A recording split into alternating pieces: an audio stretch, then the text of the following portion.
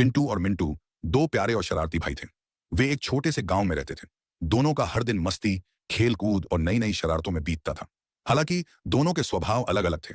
चिंटू निडर और जिज्ञासु था, जबकि मिंटू थोड़ा डरपोक लेकिन समझदार था। गांव का रहस्यमयी तालाब। गांव के बाहर एक पुराना तालाब था, जिसे लोग रहस्यमयी तालाब कहते थे। लोगों का कहना था कि रात के समय वहां से अजीब अजीब आवाजें आती हैं। यह सुनकर चिंटू का मन वहां जाने के लिए मचल उठा।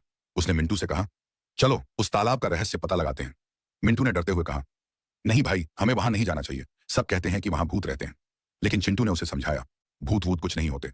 चलो हिम्मत करो। तालाब की ओर सफर। रात को दोनों चुपके से घर से निकल पड़े और तालाब की ओर चल दिए। रास्ता अंधेरे और झाड़ियों से भरा था। दोनों के पास सिर्फ एक टॉर्च थी। जैसे ही वे तालाब के पास पहुंचे, उन्होंने देखा कि पानी हल्का हल्का चमक रहा है। चिंटू ने मजाक में कहा, देखो ये तो जादुई तालाब है। लेकिन तभी एक धीमी आवाज सुनाई दी, कौन है यहाँ?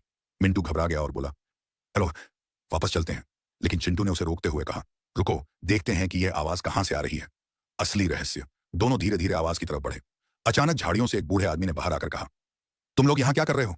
मिंटू डर के मारे चीख पड़ा, लेकिन चिंटू ने साहस दिखाया और पूछा, आप कौन हैं? बूढ़े आदमी ने हंसते हुए कहा, मैं इस तालाब का चौकीदार हूं।